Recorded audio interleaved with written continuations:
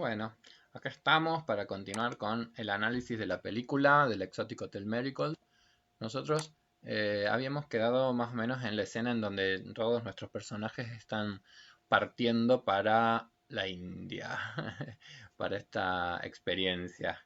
Bueno, y ahora va a aparecer ya un personaje que es Sonny Boy, que les da la bienvenida, que les da la bienvenida al hotel. Entonces, acá también es como muy útil la teoría de Eric Erikson, de cómo cada uno de nosotros atraviesa por distintos crisis vitales, que cambian mucho según las épocas. Piensen ustedes qué distinta que tiene que haber sido la juventud de todos nuestros personajes ingleses con respecto a la juventud de Sony, y que sin embargo, más allá de los cambios de épocas, también tiene cosas que son más universales. ¿Como cuáles? La del amor, ¿sí? El amor está presente desde el minuto uno de la película. Strangers in the Night es una canción de amor, de encuentro y de conocimiento. Y de cómo uno hace muchas cosas para que alguien que nos es extraño eh, deje de serlo y se puedan compartir muchas cosas. Y aún llegando a no ser extraños y conociéndonos y complementándonos y amándonos, aún así siempre va a haber algo que es del orden de la extrañeza en el otro porque radicalmente es otro, distinto a nosotros. Entonces nuestro personaje, digo, es un personaje muy joven, es un personaje que está en una etapa de la vida en donde es un poco lo que caracteriza entre los 20 y los 30 años, claramente, buscando un camino personal, buscando cumplir con ciertos sueños que tienen que ver con los dos grandes organizadores de la vida, de nuestra vida adulta. A Freud una vez le consultaron, bueno, ¿y qué caracteriza la vida adulta? Y Freud dijo que son dos grandes las tareas de la vida adulta. Y que uno llega a cierta felicidad o a cierto equilibrio según más o menos cómo les van esas dos grandes áreas, que es la del amor y la del trabajo. Yo creo que son dos pilares centrales en la vida. Cuando a nosotros nos va mal en el amor, ojalá que nos vaya bien en el trabajo para que algo se compense. Cuando nos va mal en el trabajo, ojalá que llegues a tu casa y tengas a alguien que te apapache y que te pueda sostener y que te pueda comprender y que te pueda dar una mano amorosamente en ese momento. Porque cuando en la vida nos pasa que nos va mal en el amor y en los trabajos en simultáneo, les puedo asegurar que seguramente son momentos que nos va a recordar como muy dolorosos y muy tristes en nuestra existencia. Los dos grandes ejes vitales son los del amor y son los del trabajo. Y en ese punto, ustedes van a ver que Sonny Boy es también una buena metáfora de una lucha por tratar de establecerse en las dos dimensiones, con grandes dificultades en ambas cosas. Muy de estas épocas es que efectivamente a las juventudes de hoy les cuesta. Yo me recibí hace casi 15 años como profesional, pero uno ve que los jóvenes profesionales hoy les cuesta muchísimo poder entrar al mercado laboral, asentarse laboralmente, poder encontrar ciertos nichos y ciertos espacios para desarrollar las profesiones, y seguramente ese es el sufrimiento de muchos de ustedes, quizás con hijos, con nietos, con ver qué difícil que es para las generaciones más jóvenes introducirse al mundo laboral y lograr cierto espacio en el mundo laboral. Y por otro lado, la otra dilemática que es la universal, que es la cuestión amorosa, que es la cuestión de la intimidad, que es la cuestión del amor. Y en los dos sentidos nuestro personaje pasa también por su propia crisis. Por poder establecerse en una cuestión laboral, Sonny Boy es un chico muy voluntarioso, pero no necesariamente muy hábil en los negocios o muy hábil en la administración de las cosas. Y también es un fulano muy amoroso en la relación que tiene con su novia. Y al mismo tiempo todavía falta una dosis de, de fuerza, de coraje y y de capacidad para hacer una de las cosas más difíciles de la adultez temprana, que es poder decepcionar, poder desilusionar a los propios padres. En el caso de él ya vamos a ver que se trata de la mamá. Es decir, poder desilusionar a su propia madre para poder establecer, con uso de libertad, un proyecto de vida personal diferenciado de la generación previa.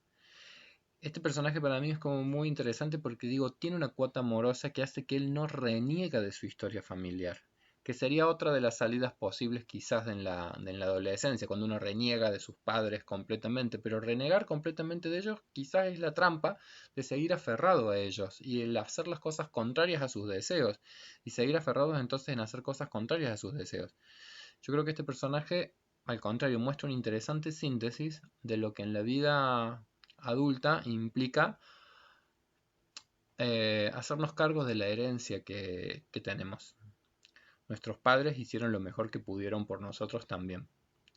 A veces lo doloroso es descubrir que quizás no tuvieron tantas potencias o que quizás no pudieron hacer muchas cosas o descubrirlos, descubrirlos en la dimensión humana de lo que significa que nuestros padres eran tan incompletos como cualquier ser humano, tan fallidos como todos y cada uno de nosotros, y aguantarnos esa imagen de nuestros propios padres es el primer paso también a aguantarnos a nosotros mismos como humanos carentes, imposibilitados de muchas cosas, muy incompletos, castrados, limitados, restringidos en montones de aspectos. Bueno, yo digo, este personaje de Sonny Boy es un lindo personaje eh, que está en su propia dialéctica. Generar, construir, aceptar sus legados y tratar de construir algo personal.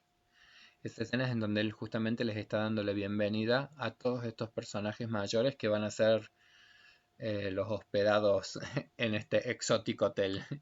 En la primera de las escenas a mí me gusta mucho que él hace, hace una reflexión interesante. Si ustedes se fijan en esa foto, bueno, todos nuestros personajes mayores han llegado al exótico hotel. Hay un personaje ahí sentadito que es Basim, muy calladito, y que cuando enuncie cosas se van a ordenar muchas dificultades que están presentes y muchos conflictos que están presentes en esta película. Él siempre está ahí, observando, acompañando y en algún punto guiando al joven. Este joven les da la bienvenida a todos y dice algo que tiene que ver con el agradecimiento que le está haciendo a todos sus huéspedes de que sabiendo de que el tiempo vital es poco, hayan elegido ese lugar. Y creo que eso es como muy, no sé, eso me parece muy interesante. Creo que es algo que yo muchas veces vivencio también, digo, que yo lo podría enunciar como persona joven, o relativamente joven, cuando trabajo como docente con adultos mayores, porque digo, en los cursos del CEPRAN yo noto muchas veces eso, es decir, qué privilegio que las personas mayores decidan hacer un uso de su tiempo en determinados lugares y con determinadas personas. Porque está muy estudiado que a mayor edad nosotros somos cada vez más selectivos de en dónde y con quiénes utilizamos nuestro tiempo. ¿Qué espacios habitamos? Y ahí me vuelvo al inicio de la película. ¿Vieron cuando Evelyn se sentía maltratada porque era como un objeto y no la escuchaban? Yo creo que a mayor edad uno efectivamente, la madurez guarda relación con que uno ya no está tanto en posición de querer conquistarlo al mundo, sino de querer habitarlo al mundo. Y en eso hay una diferencia entre quizás las etapas vitales más juvenales y la etapa de la madurez cuando se va logrando cierta sabiduría. Ya no se trata tanto de conquistar el mundo, sino de poder habitarlo al presente con un grado de disfrute distinto al de otros momentos vitales. Y eso guarda relación con lo que muchas investigaciones psicológicas muestran, que en edades avanzadas hay índices de satisfacción con la vida mucho más elevados de lo que el común de la gente cree. Por supuesto que eso viene muy de la mano de cómo uno está logrando encontrarle sentido y resolver esas preguntas que van surgiendo en esa dialéctica que decimos que es la de la integridad. psíquica. Por supuesto que no es la misma integridad de repente, o el trabajo psíquico que está haciendo Evelyn en esta película, que el desdén y el disgusto que Jean está expresando constantemente con todos y contra todos, como quien dice. Entonces, evidentemente que la posibilidad o la capacidad de adaptarse a las nuevas realidades habla de qué fortalezas psíquicas se han ido constituyendo a lo largo de nuestra existencia o no se han logrado constituir, ¿sí? Entonces, quizás algunas personas entran en desesperación con más facilidad y otras pueden tolerar eh, los cambios y las pérdidas del proceso de envejecimiento con mayor sabiduría, con mayor entereza, con mayor facilidad. En eso, por supuesto que hay grandes diferencias interindividuales. En esa escena, digo, es muy interesante, digo, la invitación que les está haciendo el joven, más que invitación, el agradecimiento que les está haciendo de que hayan elegido ese espacio. Y ahí por supuesto que parece para mí una metáfora, una escena muy bizarra. Vieron que Norman es como que se desmaya y lo dan por muerto, y este joven lo da por muerto y no está muerto, y al contrario, yo creo que está más vivo que nunca. Pero esa escena para mí es una metáfora también, digamos, esa como pseudo muerte. Yo creo que es como la metáfora de todas las transformaciones que ahora van a empezar a vivir nuestros personajes. Y creo que este joven un poco los ha empujado, les dio un empujoncito con esto de, ustedes ya han escuchado las campanadas, las campanadas, saben que les queda poco tiempo. Son como unas frases un poco duras, y sin embargo son como empujones, quizás para algunos de estos personajes, a esa tarea de reintegrar cosas, encontrarle sentido, darse respuestas. Y creo que Norman es uno de los personajes más interesantes porque la transformación en él va a tener mucho que ver con entrar a una etapa de la vida en donde quizás ya no sea la sexualidad, sino que sea la intimidad y el amor lo que encuentra, ¿sí? Entonces, no es menor que sea este personaje el que en algún punto nos muestra esa escena un tanto bizarra. Hay una frase hermosa, bueno, la película sigue y entre uno de los cambios que empiezan a producirse es Evelyn buscando trabajo, Muriel escapando a que lo operen. Y sin embargo hay una frase que a mí me parece muy linda en la película que dice, y está ligado a esto de la adaptación, que es que en la vida también hay que tomarla como cuando uno está en el mar y se vienen las olas. Porque si uno se queda parado para enfrentar una ola, si te resistes, te tumba. En cambio, si te zambulles a los cambios, si te zambulles a las transformaciones, sales del otro lado. La flexibilidad psíquica es un atributo muy ligado a la integridad. Y la flexibilidad, por supuesto, es una cualidad para que la adaptación sea posible. Adaptarse es la capacidad de los organismos para poder sobrevivir. Nosotros somos personas que a medida que vamos viviendo hay ciertas formas que se van constituyendo y que son adaptativas, pero que quizás algunas cosas han sido adaptativas en un determinado momento de nuestras propias vidas. Y lo que en algún momento de nuestra vida fue muy adaptativo, en otro momento ya no lo sea. Entonces la flexibilidad implica en gran medida poder desarrollar la capacidad para comprender nuevas transformaciones, para entender que las cosas cambian, porque cambia, todo cambia, como dice la canción, y quizás comprendiendo los cambios es que uno esté mejor posicionado para poder mantener buenos niveles adaptativos.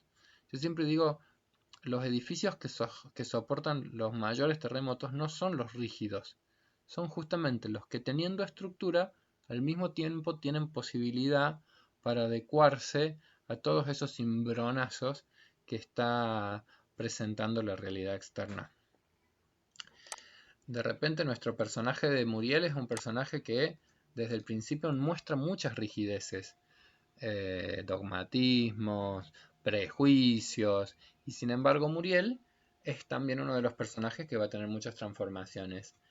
Evelyn tenía enormes temores para enfrentar la vida, y en una de las escenas cuenta, es la primera vez que tengo un trabajo fuera del hogar, como quien dice. Ella ha sido ama de casa, ella ha dedicado toda su vida a tareas muy prescriptas también para una determinada época. Entonces imaginen la inseguridad o los sentimientos de ansiedad que tiene para enfrentar nuevos cambios y nuevas transformaciones. Yo les decía que así como los personajes mayores están en sus crisis, Sony está en su propia crisis, que es la crisis es la crisis de la intimidad, es la crisis del amor. Es, es el riesgo, y está sufriendo por eso, el riesgo que significa abrirse profundamente a otras personas en la búsqueda de establecer lazos eh, de mutua solidaridad y de mucha implicación personal. El amor es un riesgo enorme porque cuando uno se enlaza con otra persona, pone toda la vulnerabilidad, se abre y está en una posición de muchísima vulnerabilidad hacia el otro. Y por supuesto que esas situaciones de enorme vulnerabilidad eh, nos dejan como muy, muy en posición de que el amor nos va a llevar a sufrimientos. Amar, el amor y el dolor vienen siempre de la mano. Es inevitable. Ya sea por los desencuentros que vamos a tener, por la vulnerabilidad en la que nos encontramos en la posición amorosa, porque nos va a doler cuando el otro no tenga gestos amorosos con nosotros, o porque nos van a doler los abandonos, o porque tal vez nada, muertes, fallecimientos, la pérdida de los objetos del amor. El amor inevitablemente nos va a conducir a nosotros a conocer uno de los sufrimientos más complejos, que es el sufrimiento psíquico, el sufrimiento que viene de la mano de lo que nos pasa con los otros, eh, y que tiene mucho que ver con cómo se atraviesan esas cuestiones amorosas. Es decir, en la película Sony está luchando por establecer un vínculo, y en esa lucha va a tener que romper muchos aspectos infantiles, va a tener que romper con su propia madre, va a tener que sacrificar lo seguro de lo familiar para lanzarse a esta aventura que es establecer un vínculo con alguien del exogrupo, con alguien que no es de tu familia, sino que es un otro con quien va a arriesgarte. Y él está muy enamorado, él está profundamente enamorado. Por supuesto que en la película termina muy bien, pero no termina donde termina la película. Después podríamos hacer otra película, a ver cómo me contás cómo te fue. Pero las películas van por partes, y la primera parte es el enamoramiento, y el enamoramiento también tiene que ver con cosas muy ilusorias y con cosas muy fantasiosas que uno va a construir, ligados a lo que creemos que es el amor. Y después, el amor tiene mucho más que ver con lo que queda después de la desilusión amorosa. Si uno piensa en Johnny y piensa en el matrimonio de Jean y Douglas, evidentemente que ahí es donde vamos a encontrar grandes diferencias. Aquí todavía probablemente hay mucha ilusión presente en este vínculo, pero son jóvenes. Y eso es lo que muchas veces nosotros tenemos que poder entender, o que quizás el paso de la vida nos posibilita entender. Si nosotros en la vida vamos sacando ciertos aprendizajes, tendríamos que entender el valor que tiene el enamoramiento en otros momentos vitales. Porque también podremos ponernos en cierta posición soberbia y decir, ah, mira, qué poco que entendés de la vida, muchacho, ya vas a ver las desilusiones que vas a tener. O hasta tal vez sea, tal vez hasta sea eh, relativamente prudente ese deseo de la madre. Cuando la madre dice, no, hijito, no vayas por este camino, esta chica no te conviene, no es un buen partido. Que yo creo que mi abuelo hubiera pensado más o menos lo mismo. Y amorosamente tal vez están haciendo algo que creen que es lo más cuidadoso. Pero, por supuesto, yo creo que ahí viene el gran desafío de nuestra vida. El gran desafío de nuestras vidas tiene que ver con que la autoría en nuestras propias existencias es poder tomar nosotros elecciones libres. Y más adelante en nuestra vida nos va a tocar hacernos cargo de las elecciones que tomamos. Vas a saber cómo se cuenta esta misma historia de Sony y de Sunaina dentro de 40 años. ¿Cómo le fue? ¿O qué fue de esa historia de amor? ¿O hacia dónde se encaminó?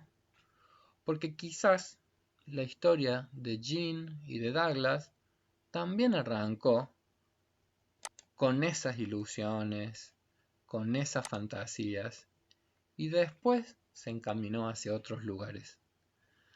Porque muchas de nuestras historias amorosas empezaron con profundos enamoramientos y después parte de nuestras vidas es ver en qué medida podemos comprender lo ilusorio que también había en juego en los vínculos. La madurez no es algo sencillo porque efectivamente la madurez implica en gran parte ir abandonando cuestiones muy ilusorias para irnos acercando a cuestiones cada vez más comprensivas de la realidad. Bueno, ahí es donde tenemos la escena de Evelyn con Graham, ella contándole de su primer experiencia laboral. Y yo acá es donde me voy a detener en esta otra escena, porque para mí es otra de las escenas, una escena muy significativa y muy bella de la película. Perdón, es esta, ¿sí? Cuando Graham y Evelyn empiezan a tener una charla muy íntima y muy profunda,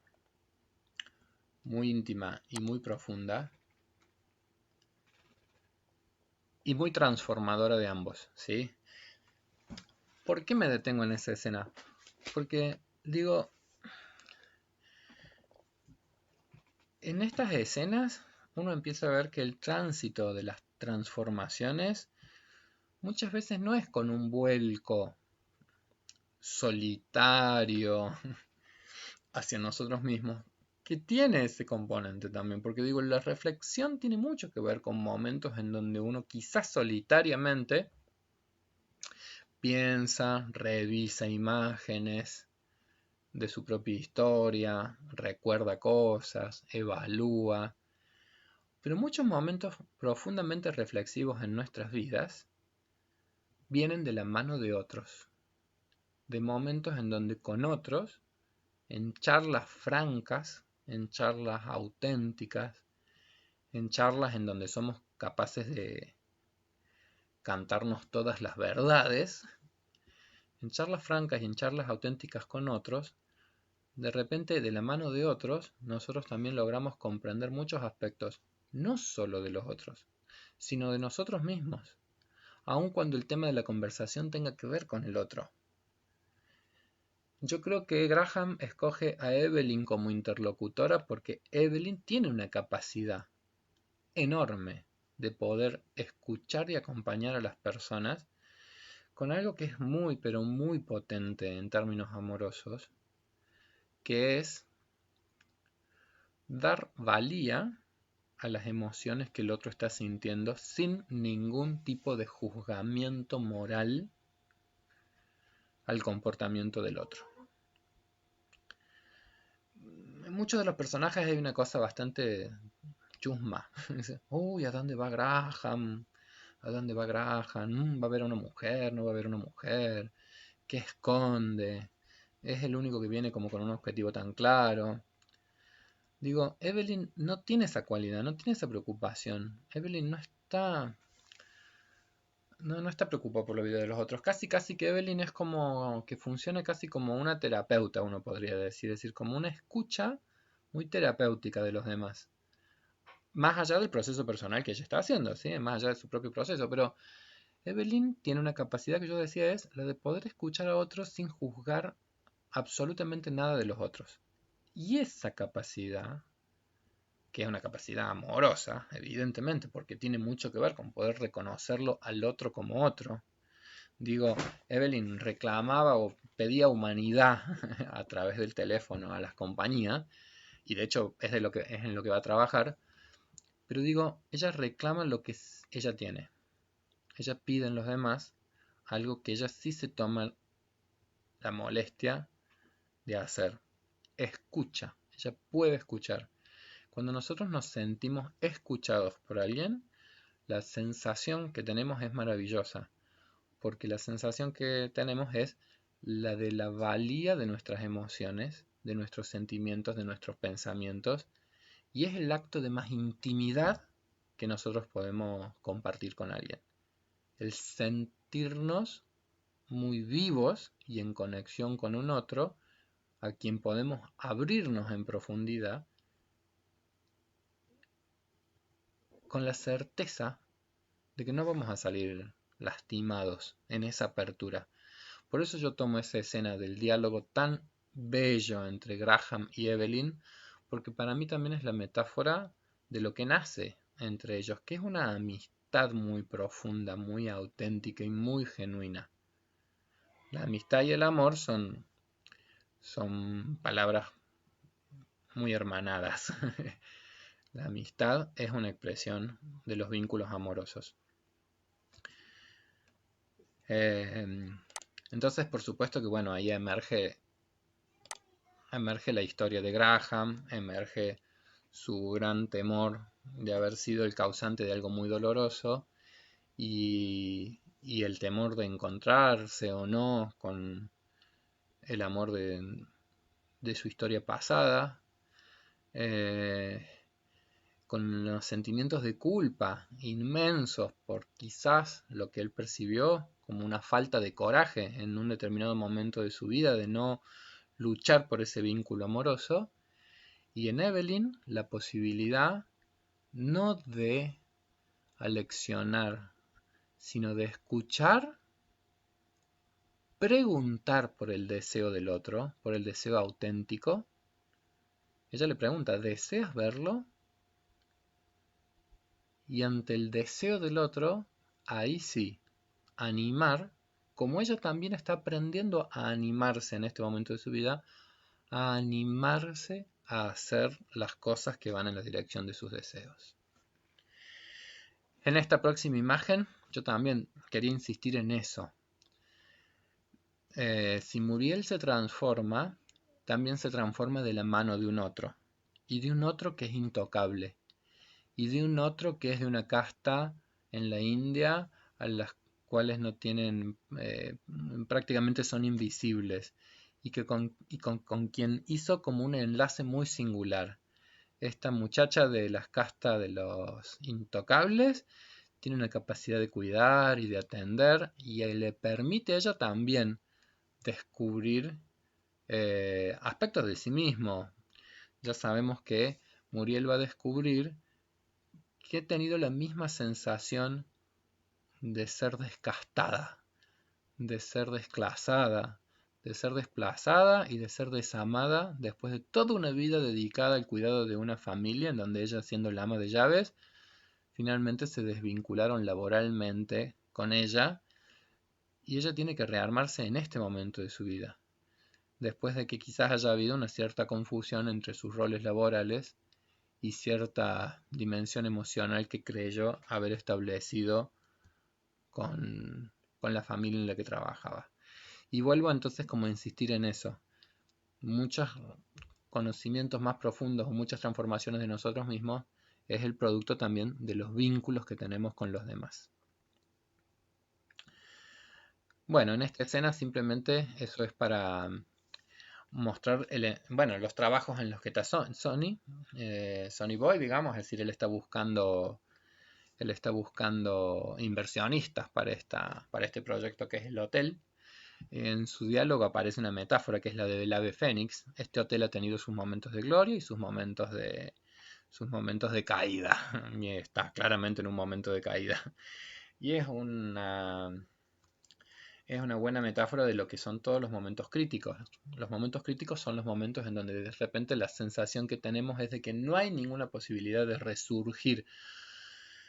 Pero bueno, como buena metáfora de la de Fénix, el ave Fénix es justamente la que renace de las cenizas.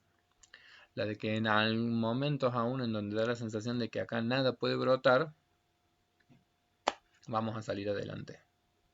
Tan válido para estas épocas que nos están tocando vivir.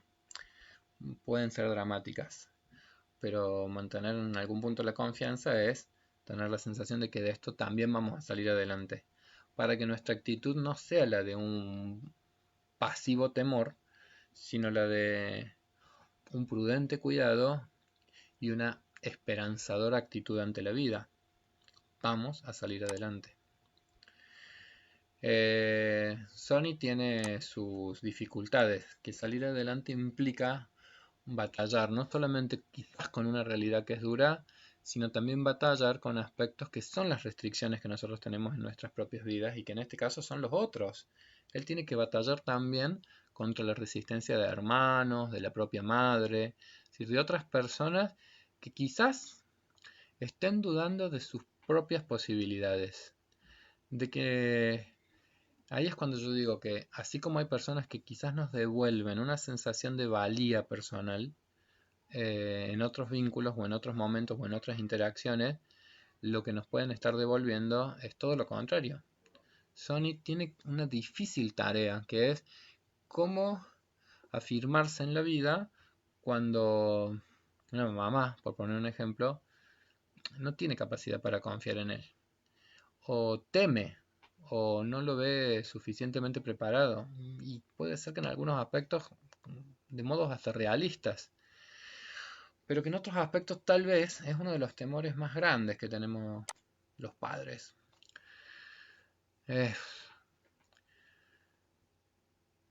una de las cosas difíciles de los roles parentales, una de las cosas más difíciles de los roles parentales es que nosotros querríamos ahorrarles a nuestros hijos todo tipo de sufrimientos.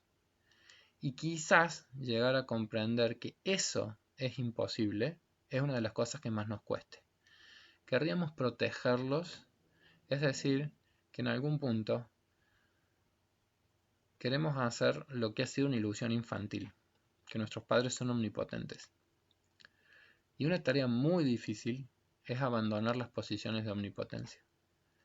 Pero necesitamos, y en el rol parental con fuerza, poder corrernos lo más que podamos de esos lugares omnipotentes, porque en algún momento tenemos que habilitar a que los otros hagan sus propias experiencias, sufran sus propios sufrimientos, vivan ciertos dolores, porque nosotros no podemos ahorrarles algunas cosas a los demás, aunque quisiéramos, aunque quisiésemos. Hay aspectos de la vida que son muy dolorosos que no los vamos a poder evitar. Cuando uno tiene un niñito pequeño, cuando uno tiene un recién nacido, somos tan locos en nuestras imágenes omnipotentes que creemos que ahí a ese ser nunca lo va a rozar, ni los sufrimientos, ni los desengaños, ni los dolores, ni los malestares, ni cosas oprobiosas, ni cosas ominosas, ni la muerte. Así de omnipotentes somos los seres humanos en nuestras fantasías locas que nos albergan. Y no está mal, es parte de nuestra vida que tengamos ese tipo de fantasías. Pero también es parte de la madurez ir comprendiendo que tienen esa dosis de fantasía, y la sabiduría tiene también que ver no solo con comprender la fantasía, sino apegarnos cada vez más a la realidad. Cuando los hijos van creciendo, necesitamos poder entender que también ellos van a atravesar ciertos dolores y que nosotros no somos omnipotentes y que nosotros no los vamos a poder preservar de todas esas cosas. Entonces yo me quedo con esa escena porque creo que es un poco una buena metáfora de la situación de Johnny, es decir, de las tareas psíquicas que probablemente tenga que hacer esta madre y de los desafíos psíquicos que también tenga que hacer una persona joven que se está tratando de afirmar en el mundo. Ella no solamente se opone al proyecto laboral, sino que además es una tradición en la India que muchas veces sean las familias las que definen los casamientos. El Mahatma Gandhi, por ejemplo, se casó con la muchacha que sus padres concertaron en matrimonio a los 14 años. Y él en su autobiografía repudia un poco esa costumbre, la considera una costumbre que ya ha perdido tal vez los significados culturales que puede haber tenido en algún otro momento histórico.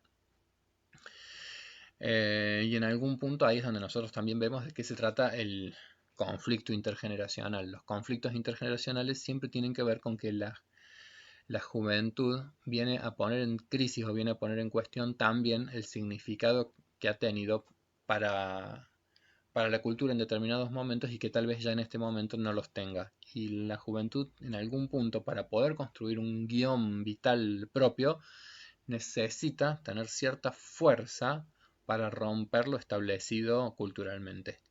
Porque si no nosotros, lejos de transformarnos en autores y en actores de nuestras propias existencias, simplemente seríamos personas que reeditamos acríticamente lo que está escrito y prescrito en nuestras propias vidas. Entonces, cierta dosis aguerrida de fuerza y de coraje para romper lo que está establecido también es necesario en nuestra juventud. Y a medida que uno se va haciendo más grande, muchas veces uno va a ser más conservador. En el, en el bueno, en el sentido de lo que es la conservación, ¿sí? Es decir, lo que para nosotros ha tenido sentido, nosotros vamos a querer cuidarlo. Y la sabiduría creo que tiene mucho que ver con poder llegar a distinguir qué tiene sentido que se conserve y qué estaría bueno que cambie. Si uno puede hacer una buena lectura de las cosas que efectivamente tendría sentido conservar, uno va a poder después ser cada vez más hábil y capaz de marcar lo que tiene mucho sentido conservar. Eh, y quizás también el descubrir cuántas cosas ya son como lastres de los cuales está bueno desprenderse porque la nave tiene que seguir su rumbo.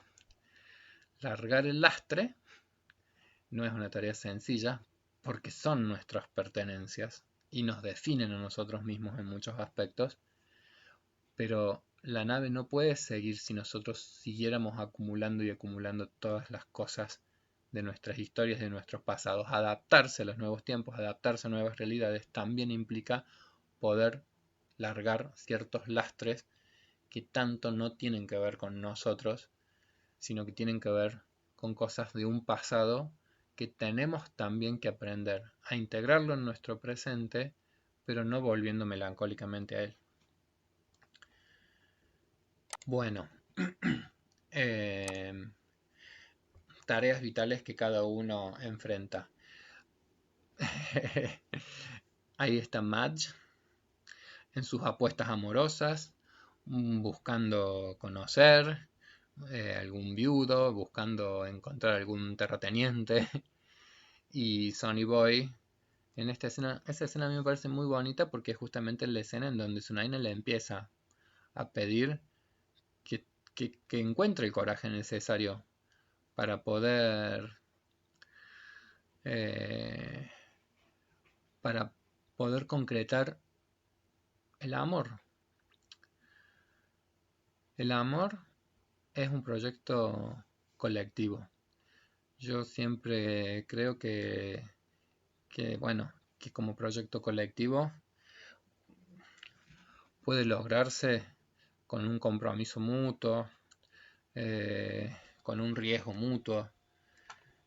Eh, riesgo al que Sunaina está claramente decidida a correr. En ella quizás la mayor dificultad venga por el lado de un hermano que lo ve a su hermana enamorada de un muchacho que todavía no muestra ese componente aguerrido para lanzarse a enunciar lo que en todo vínculo amoroso uno espera del otro que se enuncie.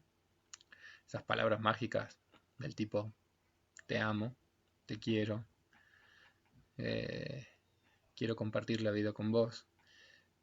Tantas palabras de esas que después en los rituales matrimoniales también se usan y también se emplean y que no dejan de tener un sentido profundo, se hagan en un ritual social o se hagan tal vez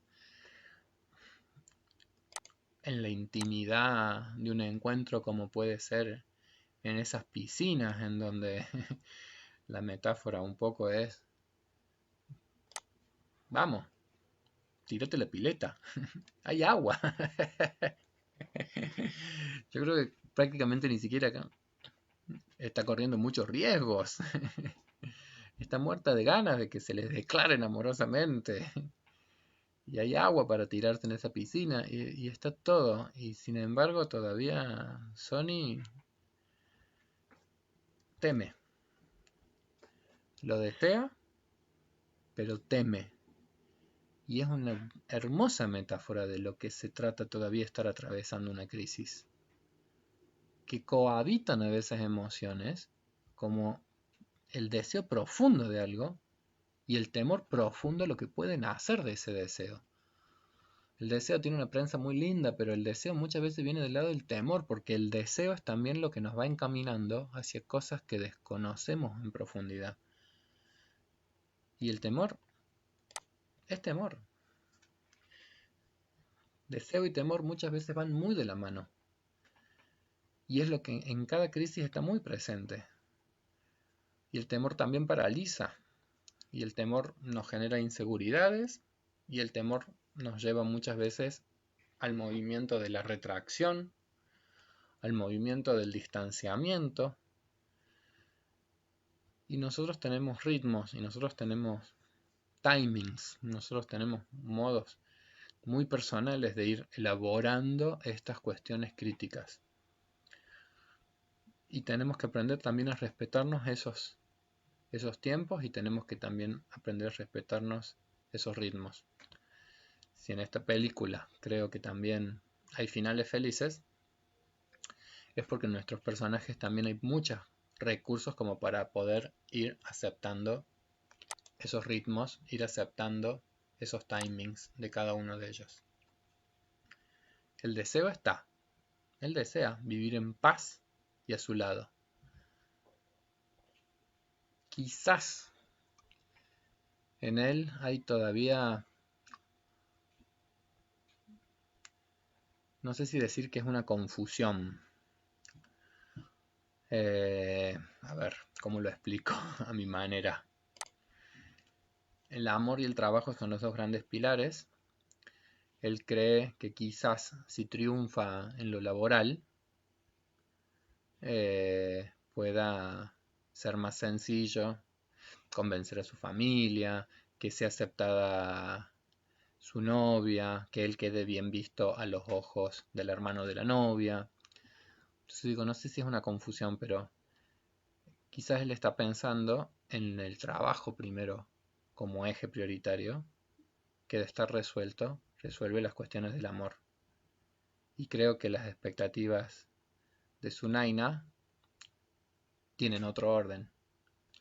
Yo ahí me acuerdo mucho de una frase que es contigo pan y cebolla. Y creo que hay algo muy interesante en esa frase o en ese dicho. Y es efectivamente que digamos, el amor es en las buenas y en las malas. Y creo que sobre todo el amor se ve en las malas. En los momentos más críticos, en los momentos más duros, en los momentos más difíciles. En los momentos en donde realmente uno puede percibir si el otro es red de contención vincular para nosotros, si el otro nos puede dar una mano en los momentos que nosotros pasamos por un momento de fragilidad. Y por supuesto, con toda la reciprocidad del vínculo, nosotros poder hacer exactamente lo mismo, en las malas del otro, en las difíciles del otro, en los momentos duros del otro. Entonces creo, yo no sé si decir que es una confusión, pero digo, hay un desencuentro en ellos porque él está priorizando quizás lo laboral, lo familiar, y Sunaina tiene otra expectativa. y tiene otra certeza de lo que siente también por él y de lo que querría con él. Y quizás hasta con esa creencia, contigo pan y cebolla, aún contigo, aun cuando las cosas sean difíciles, contigo en las malas, pero está esperando todavía esa enunciación amorosa que Johnny todavía no puede realizar. Muy bien, vamos a seguir avanzando entonces un poquito más. Match, hemos ya charlado un poco de este punto. Ella, la preocupación que tiene es una preocupación que tiene que ver con la de sus aspectos más narcisísticos. Parecido a Norman, es decir, en qué medida yo soy capaz de despertar el deseo en los otros y en qué medida ella se siente a gusto o no se siente a gusto con la imagen que le devuelve su propio espejo. Ella está bastante insegura y hay una escena muy graciosa, porque si estoy insistiendo en que estos personajes se parecen en mucho, esa escena es muy graciosa, es cuando ella buscando un marajá se lo encuentra a Norman. Voy a volver a esta imagen. Y es una escena muy linda, digo, porque ellos se parecen y ellos, de nuevo, creo que las reflexiones van a venir y los aprendizajes van a venir justamente de poder empezar a estrechar algo que es el orden de la amistad entre ellos. Los dos están buscando coquetear, los dos están buscando desear, pero me parece, y esa escena, ahora que lo pienso, casi que me lo confirma, también están deseando intimidad. Porque si fuese solamente algo del orden de la sexualidad, ellos podrían encontrarse en un plano de la sexualidad, si es lo único que realmente los estuviese motivando. Están todas las condiciones dadas para que ellos pudieran proveerse necesidades eróticas. Pero me parece que la escena donde ellos se encuentran y después ellos empiezan a hablar de la posibilidad o no de conquistar, de desear, de encontrarse, en esa escena aparece la intimidad de la amistad, en donde cada uno puede confesar qué singular y qué importante que es para ellos poder atraer a alguien. Y la siguiente escena que ellos comparten es cuando amistosamente, solidariamente, Matt va a charlar con una mujer que está ahí en la barra de ese bar y le hace la pata como amiga, eh, como cómplice también de ella, porque entran como en una serie de juegos y de relaciones muy, muy, muy hermosas y muy amorosas de comprenderse y de reconocerse. Entonces, en esas dimensiones que no las banalizan mutuamente, sino que al contrario, creo que las destacan, creo que las resaltan. Evelyn está, por su lado, teniendo éxito en su, en su desarrollo profesional y a todos los jóvenes les puede enseñar esa necesidad tan profundamente humana de encontrar personas que sean capaces de escuchar del otro lado. Y esa escena es como muy bonita. Y en esa escena aparece la cuestión de la muerte porque ella reconoce al frente de ellos que ya vivió esto de tener que enunciar a una telefonista de la muerte del marido y sentir que del otro lado no lograron escuchar ni siquiera eso. Y la claridad de no es lástima la que se pide, sino que es un sentimiento mucho más humano, que es el de la compasión. La lástima es una emoción que no sirve ni para el que la brinda, ni para el que la recibe. La compasión es básicamente esa posibilidad que Evelyn constantemente muestra, que es sentir junto con los otros. La compasión es darle valía a ese sentimiento que el otro está sintiendo, acompañarlo. Bueno, Estimados alumnos, nuevamente, yo les decía que tenemos que hacer videos de hasta cierto tamaño. Entonces, bueno, yo después les voy a consultar, bueno, ¿cómo vamos con el análisis de esta película? Hasta acá vamos a llegar por ahora. Pero yo les voy a dejar como ciertas tareitas después para que ustedes me cuenten algunos aspectos que a ustedes les guste compartir como reflexión de la película que han visto. Y nos están quedando prácticamente ya una parte de las películas en donde vamos a trabajar las resoluciones muy positivas que todos nuestros personajes están teniendo de sus respectivas crisis. Hasta acá vamos a llegar por ahora, y en la última entrega, como quien dice, que probablemente va a ser ya la semana que viene, vamos a hacer una síntesis, vamos a trabajar las resoluciones de las crisis y vamos a hacer una síntesis conceptual de todo lo que venimos charlando. Les mando a todos un fuerte abrazo y vamos a seguir lo más conectados posibles, aún en esta situación que nos toca vivir, que es la de estar distanciados, pero no por eso aislados. Un gran abrazo y hasta pronto.